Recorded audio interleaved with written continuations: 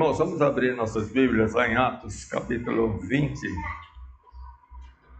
versículo 24, diz assim: Mas de nada faço questão, nem tenho a minha vida por preciosa, contanto que cumpra com alegria a minha carreira e o ministério que recebi do Senhor Jesus, para dar testemunho do Evangelho da graça de Deus. Irmãos, é fato que, a julgar por mim, eu creio que é peculiar a todos os cristãos, na medida que a gente avança na nossa carreira cristã, no nosso conhecimento de Deus, do seu grande amor, da sua compaixão, misericórdia, especialmente quando passamos a compreender de maneira muito clara o quanto Deus nos amou e o quanto esse amor foi demonstrado por meio de Jesus Cristo, no que Cristo fez, desde a sua deixar a glória dos céus, fazer homem de dores, homem nascido em manjedoura, ter uma vida simples, uma vida de trabalho forçado e tudo o que padeceu por amor. Aqueles que Deus escolheu para a salvação, para salvar, a gente começa a sentir-se cada vez mais devedores a Deus. E a gente começa a nos pesar na balança e ver que, de fato, apesar de uma compreensão, mas o quanto nós temos que avançar em relação à nossa devoção, ao nosso sincero trabalho cristão, nossa dedicação a Cristo, a uma entrega. Senhor, eis-me aqui, eu te amo, porque tu me amaste, estou aqui para viver por ti e para ti. E essa deve ser, naturalmente, o que acontece com todo cristão, creio eu.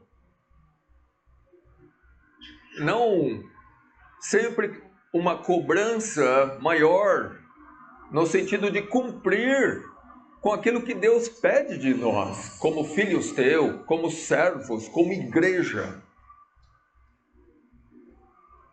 Esse princípio, eu creio ser um princípio muito particular de todo cristão, aplicado a cada um de nós. Não é verdade, irmãos?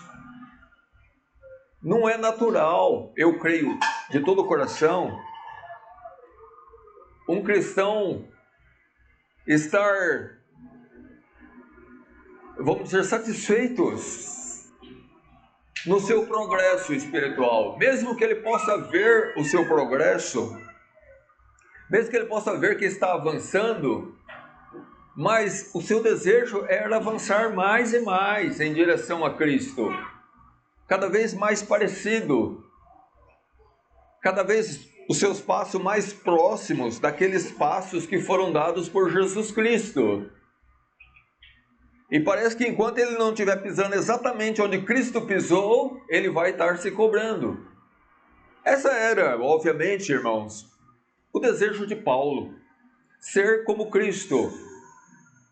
Tanto é que ele mesmo diz: sede imitadores de mim, porque eu sou de Cristo, como eu sou de Cristo. Como Paulo imitou a Cristo, nós devemos também. Se tem o mesmo Espírito que habitou em Paulo está em nós, então o mesmo desejo dele também é o nosso desejo. É o mesmo Espírito Santo. A mesma intenção que operou eficazmente em Paulo, opera em nós. Tal qual ele foi regenerado, nós também fomos. É o mesmo Espírito nos guiando para o mesmo Senhor, Jesus Cristo. O método é o mesmo, a palavra de Deus. Desde que nós fomos salvos, irmãos, salvos de uma vã maneira, né, de viver como a palavra de Deus mesmo afirma, nós temos essa obrigação, mas eu não gosto desse termo obrigação quando se trata dos assuntos espirituais. É usado muito o termo, né? Mas é para compreensão, né? De manhã o próprio pastor está usando, né, falando dos compromissos, né? Mas, irmão, não entenda compromisso como aquela coisa fria e calculista, como o compromisso que se tem um funcionário com uma empresa. Esse compromisso deve ser um compromisso movido pelo amor, voluntário. Davi ora a Deus e fala: Senhor, me sustém com um espírito voluntário, desejoso de fazer a vontade, não por imposição, não porque Deus está mandando, mas porque, obviamente que Ele está mandando, Ele tem autoridade para isso, mas porque você o ama, você ama seu Redentor. Eu amo meu Redentor, eu quero obedecer meu Redentor, aquele que me remiu, como nós cantamos. E nós temos que fazer firme a nossa carreira, irmão, espiritual. Ela tem que sobrepor, ela tem que ser primária, ela tem que sobrepor. Nós temos carreiras, né? Nós mesmo criamos, né? Temos carreiras profissionais, carreiras estudantis, temos propósitos na vida, mas é muito importante, e é isso que Deus quer ver em mim e em você, que nós coloquemos a carreira nossa espiritual, a carreira que Deus nos propôs por meio da sua palavra, que nós coloquemos ela destacada na nossa vida.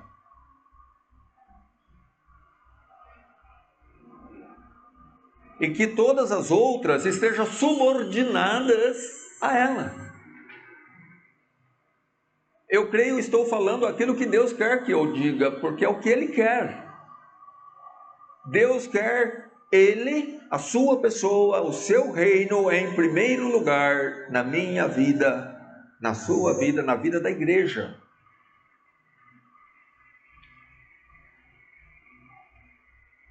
De fato, não é à toa que a palavra de Deus, ela usa muito o termo forasteiro, peregrino. Ora, um peregrino está de passagem. Ele não é do lugar. Ele está passando por ali. Ele não tem maiores interesses no lugar, porque ele não é dali. É esse a atitude do forasteiro, do peregrino, não é? Ele vai se envolver somente com o necessário para que ele possa ter o suprimento enquanto ele está por ali. Mas de maneira nenhuma ele vai fazer maiores investimentos, porque ele é um forasteiro. E Deus usa dessas ilustrações, irmão, desses termos, para que nós possamos a compreender e a aplicar aquilo que de fato nós somos nesse mundo. E que nós temos uma carreira muito gloriosa, cada um de nós recebeu do Senhor. Talvez a carreira não seja uma carreira... Paulo aqui teve uma carreira muito especial. Deus chamou ele para um propósito especial. Talvez ele chame você para um propósito especial. Quem sabe? Coloquemos-nos à mercê de Deus e Ele nos revelará. Aqui, obviamente, que está falando de um homem que é um vaso escolhido, como ele mesmo diz, este é para mim um vaso escolhido. Não é qualquer vaso, é um vaso que vai levar, esse homem vai levar o meu nome entre os gentios. Eu peguei ele e vou moldar ele, vou preparar ele, vou dar a ele tudo o que ele precisa, para que ele cumpra o meu propósito de levar o evangelho até os gentios. E o Paulo entendeu muito bem isso. De fato, quando ele lá em Gálatas, ele escreve dizendo no capítulo 1, 14, 15 e 16, né, que quando aprove a Deus, que desde o ventre de sua mãe separou ele para salvação, revelar Jesus Cristo a ele, para que pregasse entre os gentios, ele não consultou a carne nem o sangue, nem procurou saber com os apóstolos o que ele deveria fazer, mas ele seguiu a orientação de Jesus Cristo imediatamente.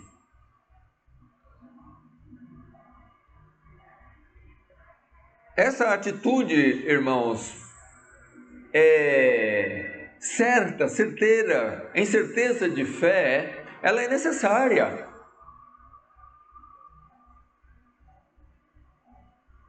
Aqueles que realmente anseiam ser muito úteis a Deus, o vacilo espiritual não é permitido. Eu uso muito o termo titubear, né? Vacilar, titubear na fé, não pode. Paulo não titubeou na fé.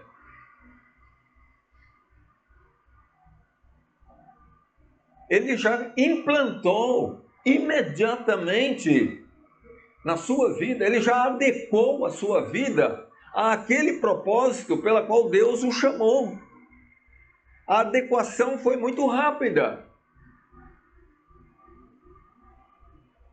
Ele já refutou como esterco tudo aquilo que para ele já não valia mais nada.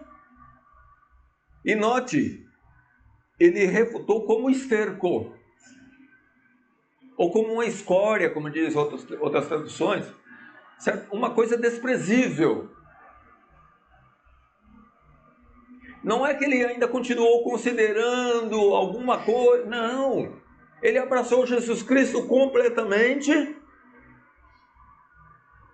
de maneira total. A partir de agora, Senhor, o que tu queres que eu faça? Foi o que ele disse lá em Damasco. E quando ele disse aquilo, fica evidente que ele falou de coração, porque ele realmente fez o que Jesus Cristo pediu para ele. Não foi o que tu queres que eu faça, Senhor, mas na hora H eu não faço. Tem que ser de coração, tem que ser de sinceridade de fé. Nós temos que ter, irmão, na nossa vida, decisões seguras, firmes, nesse propósito de seguir com nossa carreira e cumprir ela com alegria, com a satisfação de não ter, logicamente falhas nós teremos, mas uma coisa pelo menos nós podemos dizer, e Deus vai ser testemunha, não faltou esforço, não faltou desejo e não faltou esforço. Falhas teve, porque falhamos. Mas o duro, irmãos, é quando Deus olha para o Daniel e não vê nem desejo e nem esforço. Logo tem algo muito errado. Porque a base, o combustível da prática é o desejo e o esforço. Sem ele não tem ação. Sem o meu desejo. Nós estávamos conversando à tarde ali com o irmão Vitor, né, irmão Vitor? Sobre evangelismo. Boa conversa, né? O irmão Bom, o irmão falou que tem dificuldades em alguns pontos, né? Perdão, tá usando o irmão, mas eu não estou, né? Eu estou dizendo apenas que mas o principal é que o irmão tem o desejo. E a determinação de ir, juntamente com outros irmãos. As outras coisas, Deus vai acrescentando aos poucos. A experiência, irmãos, ela vem com a prática. E não pense que a experiência não é importante no reino de Deus, porque ela é. Mas como você vai ter experiência se você não começa?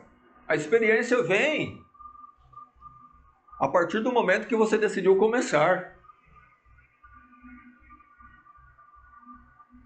E pelos acontecimentos, pelo dia a dia, pelo que acontece na prática lá, você vai ganhando experiência. E essa experiência vai ser importante para que você se torne cada vez mais preparado para confrontar o ímpio na sua necessidade espiritual, lhe apresentar o Evangelho. O caminho é esse. Veja o caso de Daniel. Eu estou sempre usando Daniel, né? Já que eu não posso usar esse Daniel como exemplo, eu uso o Daniel da Bíblia. Né? Como é bom você ter um Daniel tão bom quanto foi o meu xará. Né?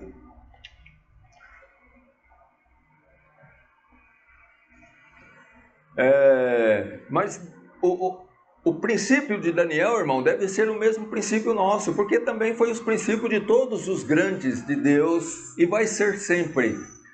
Daniel, quando estava sendo deportado, quando ele ficou sabendo, né, que Nabucodonosor conquistou Israel inteiro, deportou uma grande parte da nação para a Babilônia,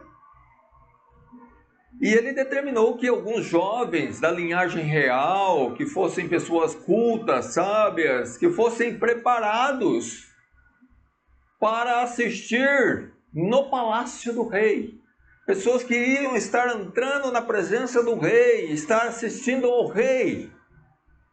Não podia ser qualquer um. Mas ao mesmo tempo, se fosse um materialista, um crente meio carnal, vamos dizer assim, né? O que ele poderia pensar? Puxa, que possibilidade eu vou ter, hein? Dentro do Império Babilônico. Eu vou fazer minha carreira lá dentro, ó. Vou comportar direitinho, vou crescer, vou ficar no meu lugar,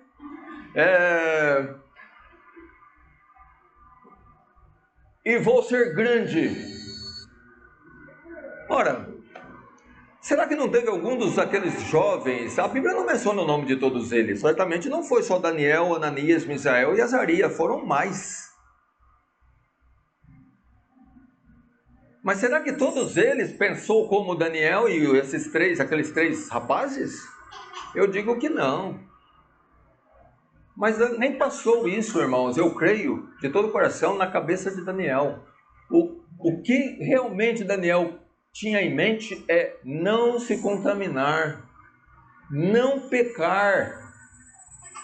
Ele sabia que ele estava indo por uma terra pagã, onde impera o pecado, a idolatria e toda uma sorte de pecados. Ele sabia que ia ser duro, mas ele colocou um firme propósito no coração: eu não vou contaminar. Quando Daniel fala não vou contaminar ali no caso especificamente com a comida do rei, mas obviamente você percebe pela vida daquele jovem que depois se tornou um dos maiores nomes da Bíblia Sagrada em termos de fidelidade a Deus, que o propósito dele, irmão, era não se contaminar com o pecado. Não era só a porção do rei. O princípio de Daniel, dentro do Império Babilônico, não era fazer um nome perante o rei, mas fazer um nome perante Deus. A sua conduta tinha uma razão de ser. Não era encantar Nabucodonosor, mas era encantar o seu Deus.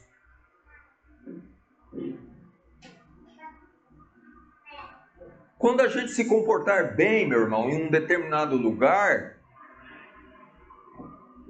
que seja para a glória de Deus, antes de qualquer coisa.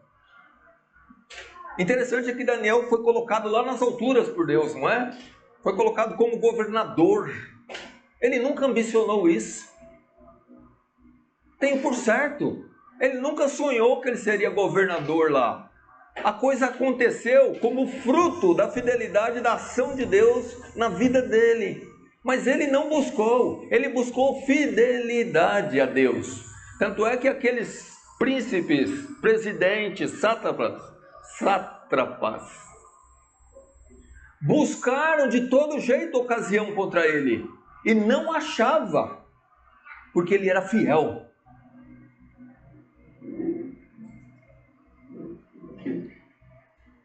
E é isso que Deus quer ver em nós, amados irmãos. Princípios de fidelidade. Como aconteceu com Paulo. Cumprir a nossa carreira ao lado de Cristo. Em plena comunhão com Ele, cada vez mais próximo de Jesus Cristo. Nosso desejo, irmão, sinceramente, deve ser, aquele de João. Os apóstolos tinham, eles tinham João até num certo ciúmes, porque eles também queriam certamente reclinar sobre os ombros de Jesus Cristo, mas não tinha coragem. Não era tão próximo assim. E o João, o apóstolo, reclinado sobre Jesus Cristo. E os outros, como podia ser eu? Quem não queria estar ali reclinados, colocado a cabeça em Jesus Cristo? Comunhão tão perto. Se esse, irmão, não for um desejo sincero nosso, então eu vou dizer com todas as letras, tem algo errado com a nossa espiritualidade. Eu quero ser mais próximo de Jesus Cristo. Miserável homem que eu sou, porque eu não consigo. Lamentavelmente. A minha luta é grande contra a carne do pecado. E muitas vezes eu acabo fazendo aquilo que não quero realmente fazer. Isso atrapalha a minha comunhão com Deus e o meu progresso espiritual. Mas isso não é um alibi, não é uma desculpa. Eu não quero mesmo. E eu creio que os irmãos também não querem. Então nós temos que vencer, irmãos, nossos fracassos. Tirar as pedras do caminho, para que nós possamos cumprir a nossa carreira com alegria também, como Paulo fez, cada qual no seu propósito, conforme Deus estabeleceu, no propósito de Deus, aliás, digo. Mas com alegria, e não frustrado. Alguém já mencionou aquela ilustração, que nós não podemos ser crente bêbado, O crente bêbado é aquele cai, levanta, anda 3 passos, pende para a direita, daqui a pouquinho ele pendeu totalmente para a esquerda, daqui a pouquinho ele voltou 4, 5 passos para trás, vai mais 6, 7 para frente. E não podemos ser assim espiritualmente. Se queremos cumprir nossa carreira com alegria, com verdadeira satisfação. Quando Deus chamou Abraão obedeceu pela fé, como diz lá em Hebreus, 11, de 8 a 10. E habitou na terra da promessa como em terra alheia. É importante, irmãos, nós fomos chamados por Deus, estamos habitando numa terra, mas não é a nossa terra. Essa é uma terra alheia, como foi de Abraão. Abraão habitou ali nas suas terras de peregrinação, na Canaã, a terra que depois Deus deu para a sua descendência. Mas não era a terra, a verdadeira promessa de Deus é é a Canaã celestial, que Abraão ainda não chegou lá, e nem nós. Mas nós vamos chegar. Ele morou em cabanas. Ora, quem mora em cabana, está dizendo o que com tudo isso? Eu não sou daqui. Cabana é coisa que você arma e desarma com facilidade. Diferentemente de uma casa de alvenaria, você não pega essa casa, desarma ela e leva para algum lugar. Você faz isso com uma cabana. Mostra claramente, figuradamente, irmãos, que Deus ensinava a Abraão: você não é dessa terra. Eu ainda estou preparando para você o lugar permanente, a verdadeira Canaã. A nossa verdadeira Canaã, irmão, está aquela que Jesus foi preparar. Vou preparar-vos lugar. Jacó, Abraão, Isaac esperava, como diz lá em Hebreu, a cidade que tem fundamentos, do qual o artífice e construtor é Deus. Eles viveram por fé, como peregrinos. Cumpriram com sua jornada, não perderam a fé. Morreram na esperança viva, da qual Pedro fala lá na sua primeira carta. Certamente serão recompensados, vão alcançar a promessa, porque aquele que prometeu não pode mentir, irmãos. Foi Deus. O Deus que não pode mentir. É impossível que minta, e é impossível que a sua palavra também não se cumpra, viu? Jamais duvidemos da palavra de Deus. Nas circunstâncias mais horríveis, nós temos que crer na palavra de Deus, no seu amor, no seu cuidado. Aquilo que Jesus Cristo disse acerca dos seus: nunca te deixarei, nunca lançarei fora. Eis que eu estou convosco todos os dias. Isso são palavras, irmãos, fiéis. As circunstâncias é por conta do nosso Deus. Mas uma coisa é certa, seja qual for ela, Deus estará comigo. E com você também. Porque Ele nunca vai nos deixar. Ele vai fazer o que precisa ser feito. E às vezes fazer o que precisa ser feito significa corrigir o filho que ama. Com açoites mesmo. Usando a vara. Mas o fará por amor. Porque cuida. Porque zela por ele. Porque o quer bem. Porque quer ver o seu progresso espiritual. A questão primária, irmão, é que nós devemos nos envolver durante todo o nosso tempo em nossa relação com Deus. Nosso investimento maior nessa vida não é investimento financeiro, é investimento espiritual. Infelizmente, parece que muitos de nós não acordamos ainda para isso. E nós estamos colocando muito mais energia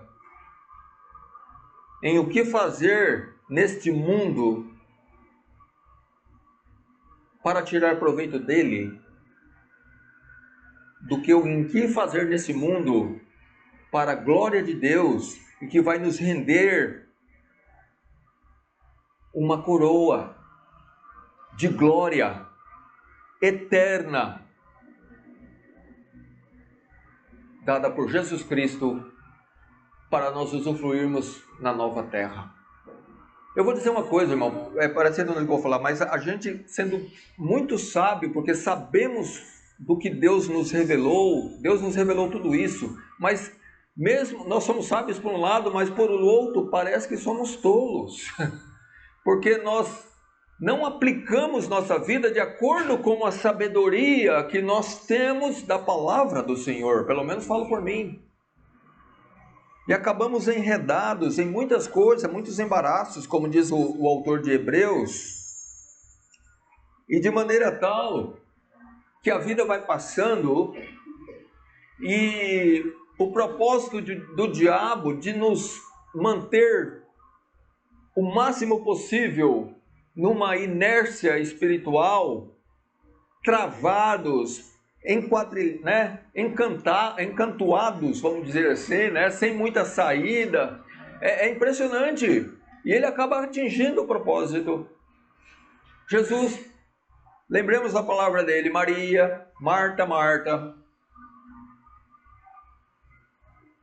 Toma cuidado, minha filha, porque você está andando ocupado com muita coisa aí, mas o primário é o que Maria escolheu.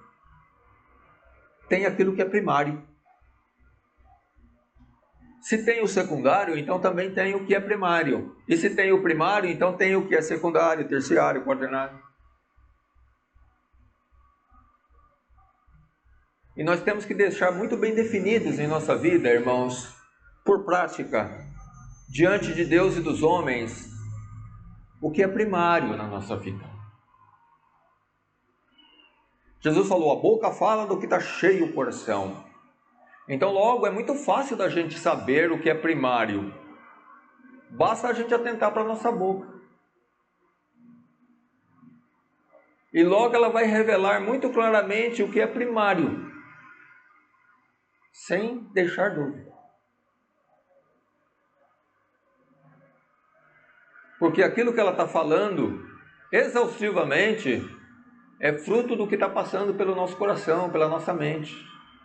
Nós somos a geração eleita, irmãos. A geração que vai herdar a vida eterna com Deus. Nós somos, como diz Pedro, um sacerdócio real. Ou seja, nós somos aqueles que fomos separados para oferecer sacrifícios espirituais agradáveis a Deus. Notem, irmãos, que a palavra de Deus coloca aquilo que deve ser primário, objetivo, que deve ser realmente os princípios da nossa vida, que devem dirigir os nossos passos, o nosso comportamento. Eu sou um sacerdote de Jesus Cristo. Minha missão primária, oferecer sacrifícios a Deus por meio do meu corpo. Apresentais os vossos corpos em sacrifício vivo, santo e agradáveis a Deus. Dedicação plena, espírito, alma, corpo, à mercê de Jesus Cristo. Aonde? Na igreja? Na igreja, no trabalho, no lazer, na escola, aonde nós estivermos. Somos cristãos, irmão, em qualquer lugar e todo dia, a toda hora. E o comportamento e o desejo e a necessidade é a mesma. Engrandecer a Cristo, glorificar a Deus, proclamar as boas novas, comportar-se como Cristo comportou-se. Eu não posso fazer acepção de lugar, adequar o meu comportamento como um camaleão. Adequa a sua cor de acordo com o ambiente onde ele está.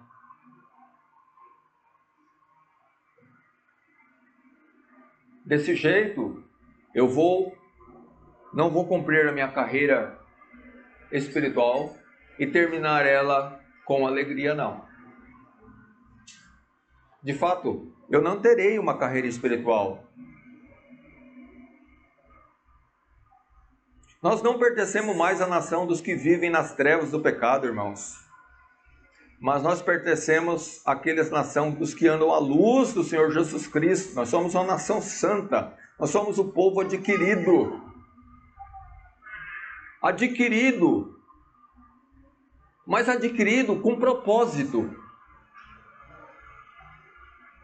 Para que anunciemos as virtudes daquele que nos chamou das trevas para a sua maravilhosa luz. Deus não nos adquiriu para meramente nos salvar. A salvação é o princípio, mas tem os frutos da salvação. Tem aquilo que Deus espera dos seus salvos. O que Deus espera dos seus salvos? É o que Ele espera de mim e de você. Que nós anunciemos as virtudes do nosso Salvador, daquele que nos remeu.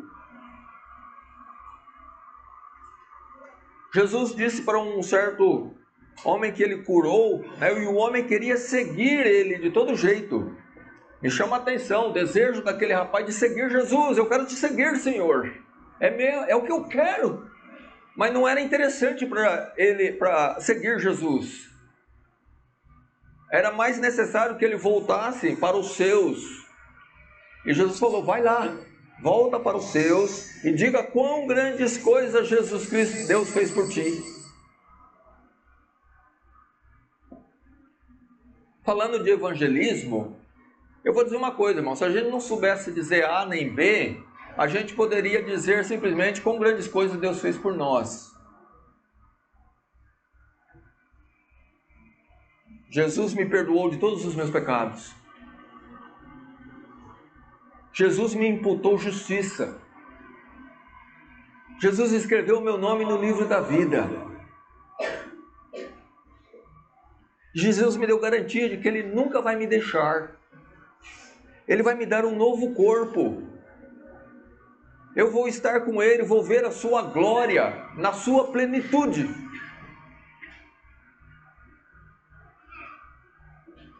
Tudo isso Cristo fez por mim e vai fazer muito mais. Eu vou dizer uma coisa, irmãos. Tente enumerar quão grandes coisas Jesus Cristo fez por você. E ainda está fazendo. Neste exato momento Ele está fazendo.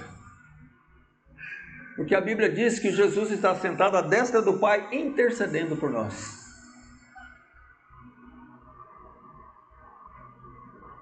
Por mim e por você. Se Jesus está trabalhando por nós até agora, irmãos, nós não temos o direito de cruzar os braços. Espiritualmente falando. Só no corpo, viu, irmão Marildo, pastor?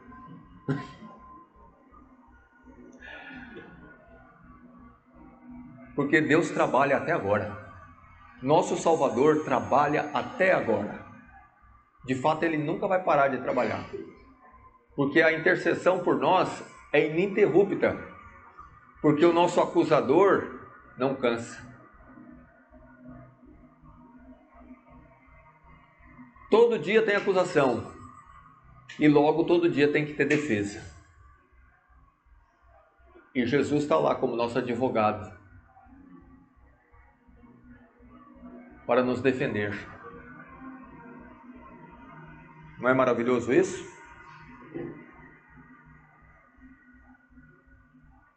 Nessa passagem, irmão, que Paulo falou esse versículo que nós lemos, ele fez um discurso aos anciãos, aos pastores da igreja de Éfeso.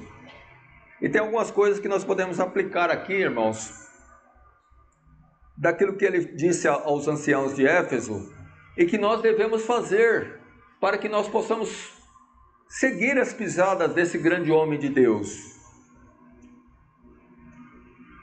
Lá em Atos, no capítulo 20, nós estamos lá, né, no versículo 17, 18, ele diz: Mileto mandou a Éfeso a chamar os anciãos da igreja, e logo que chegaram junto dele, disse-lhes: Vós bem sabeis, desde o primeiro dia em que entrei na Ásia, como em todo esse tempo me portei no meio de vós. Irmãos, notem como Paulo começa o discurso dele aos anciãos, chamando a atenção daqueles homens para o seu o quê? O seu comportamento.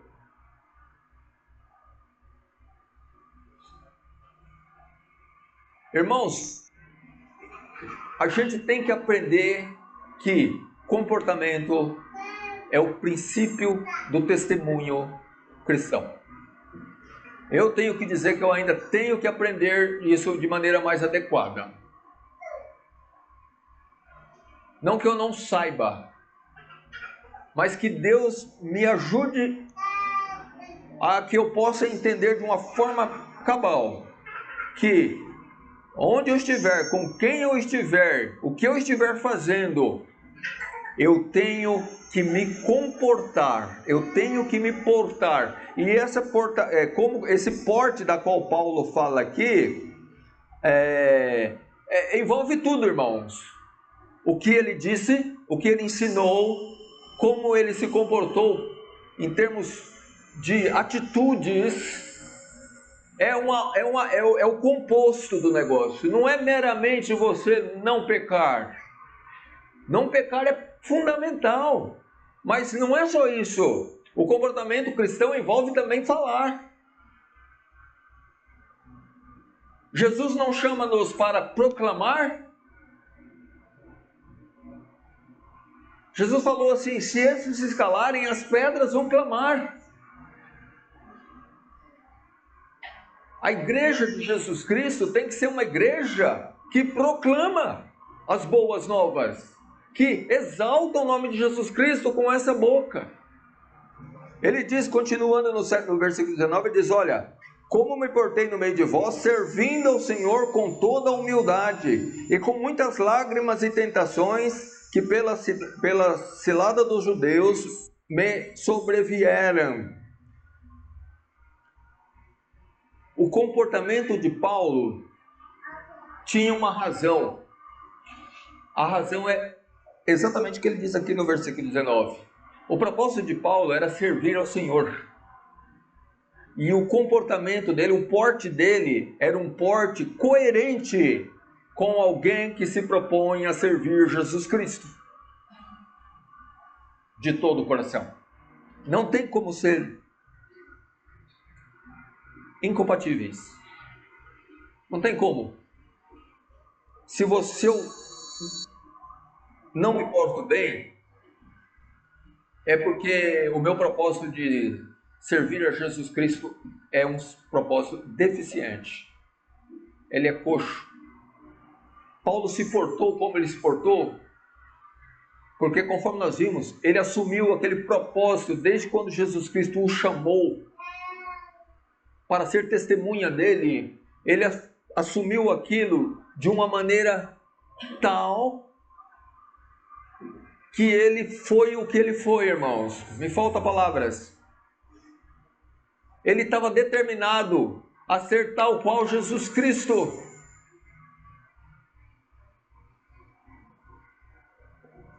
De não ser de maneira nenhuma um impedimento à salvação das pessoas, à edificação da igreja. Ele fazia tudo o que era necessário. Ele perdia noite de sonos orando, intercedendo pelas igrejas.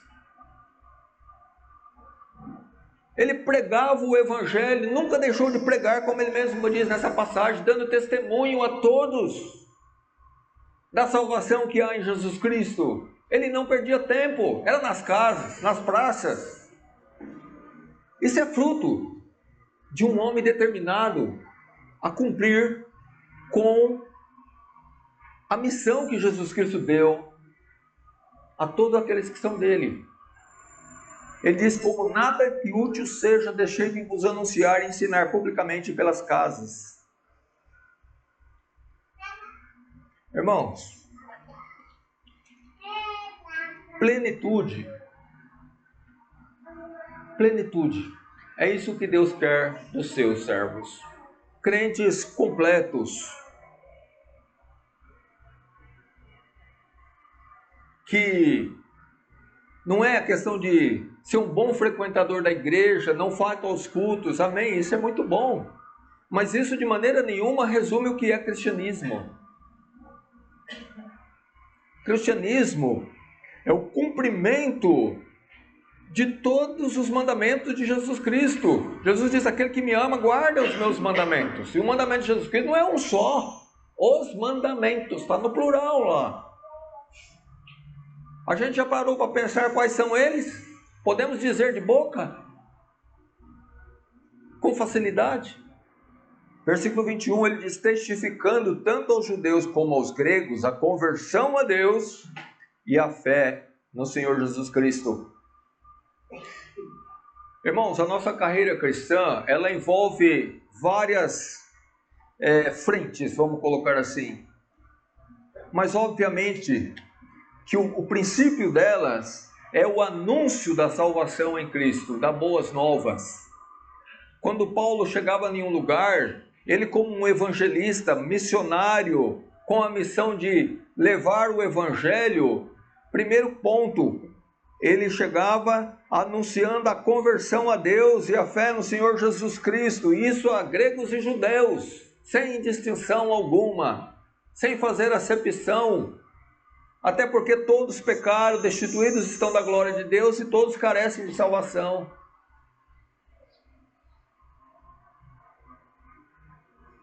Pregando,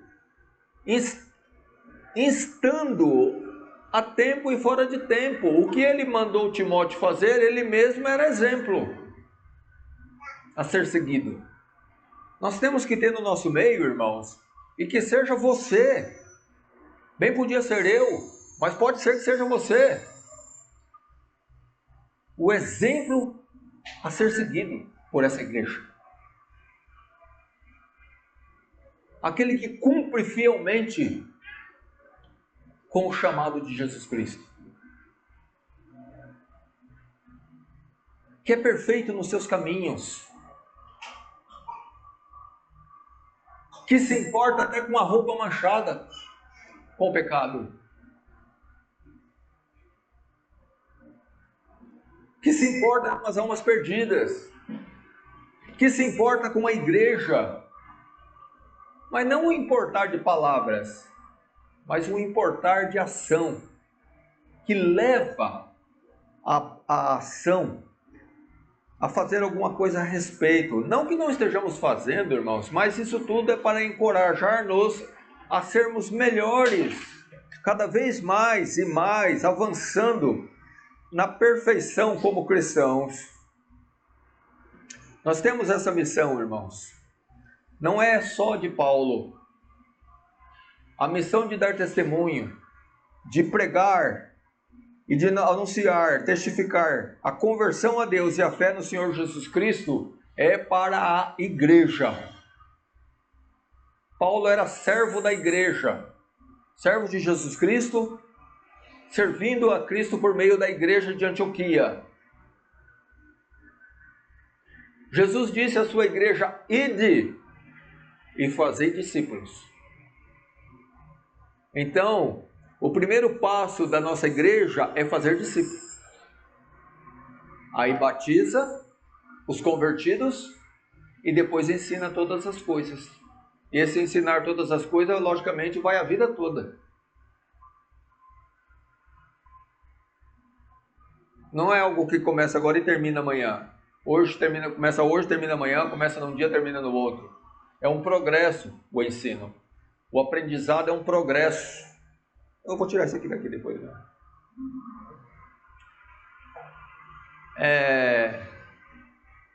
Mas começa com fazer discípulos. Aquilo que Paulo entendeu muito bem. Era o que ele deveria fazer primariamente quando ele chegava num lugar. Ele anunciava o Evangelho. Ele anunciava a salvação em Cristo. E os que criam eram batizados e assim se organizava ali uma igreja. E começava-se um trabalho de ensino daqueles, mas nunca deixando de anunciar. Por isso o evangelismo ser tão importante, tão necessário. Fazer discípulos é a primeira obra da igreja. Ser testemunha de Jesus Cristo.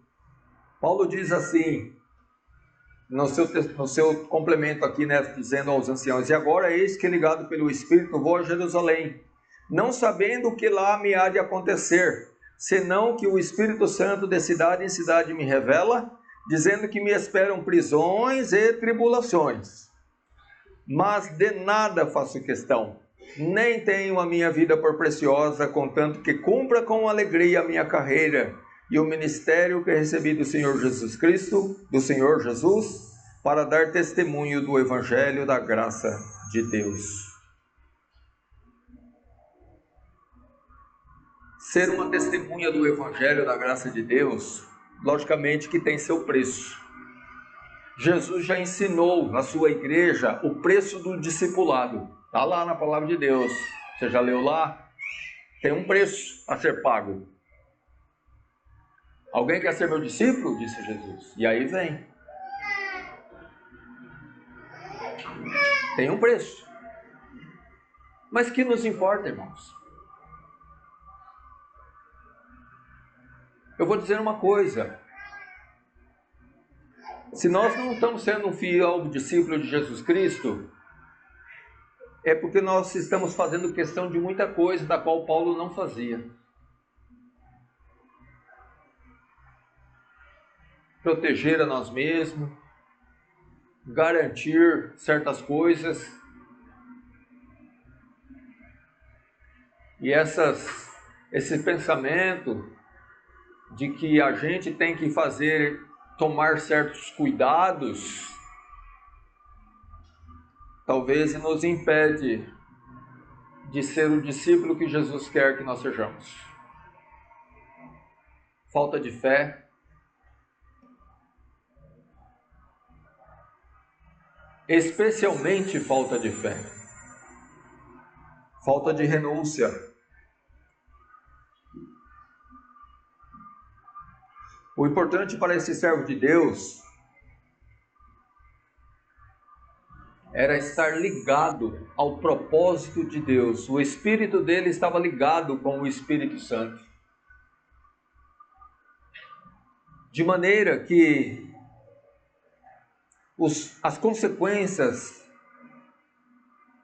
do seu discipulado fiel pouco importava. Nós vimos isso no caso de Sadraque, Mesaque e Abednego, nós vimos isso no caso de Daniel também. Eles não tinham a vida deles por preciosa. Daniel não sabia que Deus ia livrar ele da cova dos leões quando ele foi lançado lá. Seja feita a vontade do Senhor. Mas uma coisa é certa, eu não vou abandonar a minha fidelidade. Eu não vou jogar meu cristianismo pela janela. Mesma coisa aconteceu com Ananias, Misael e Azarias. Se Deus pode nos livrar dessa fornalha sua, Nabucodonosor, mas se Ele não quiser, uma coisa é certa, nós não vamos adorar a sua estátua. Não existe uma carreira cristã vitoriosa, irmãos, sem esses princípios. Falamos dos heróis da fé hoje, né? Olha para a vida de cada um deles. Examinai e vede. E apliquemos nossa vida tal qual o exemplo que eles deixaram. E dessa forma Deus vai realmente nos fazer prosperar espiritualmente. Vai fazer prosperar a sua igreja. Ora, Deus tem propósitos, irmãos, eternos, imutáveis. Mas uma coisa é certa. Deus usa os seus fiéis. Disso eu não tenho nenhuma dúvida.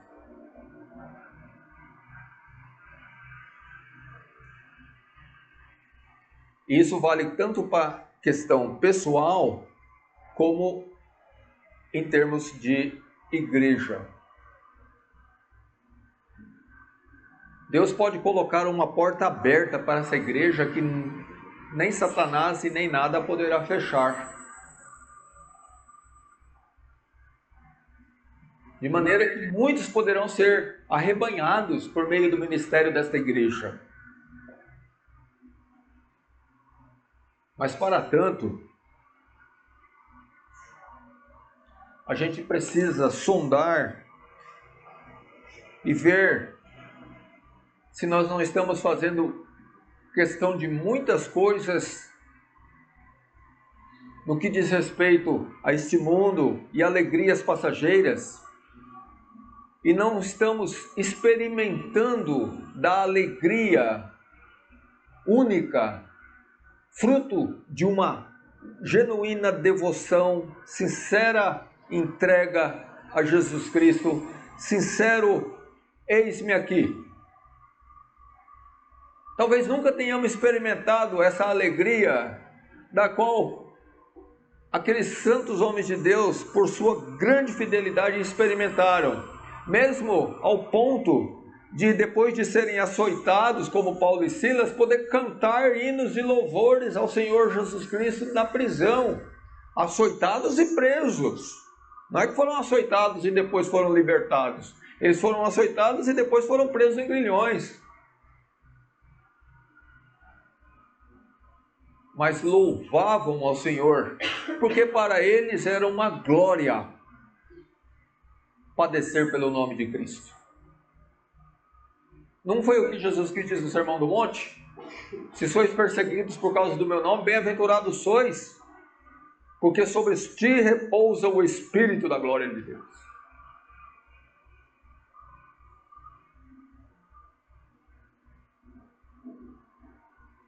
Que Deus nos ajude, irmãos, a termos uma carreira espiritual promissora, conforme os exemplos que nós temos na palavra de Deus, conforme todo o ensino que Deus já nos tem dado e ainda nos dará. Mas conforme aquilo que nós já aprendemos, seguindo o conselho de Paulo, inspirado pelo Espírito Santo, conforme aquilo que nós já temos, que nós possamos andar conforme isso. Ou seja, aplicando aquilo que Deus já nos deu de conhecimento. Não somos mais leigos, a maioria aqui não. Não somos pessoas que estamos começando uma carreira. Nós já estamos, a maioria nelas, há um bom tempo, a julgar por mim.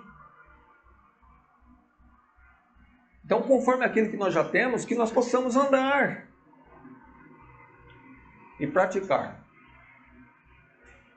E que Deus nos ajude nesse propósito. Amém?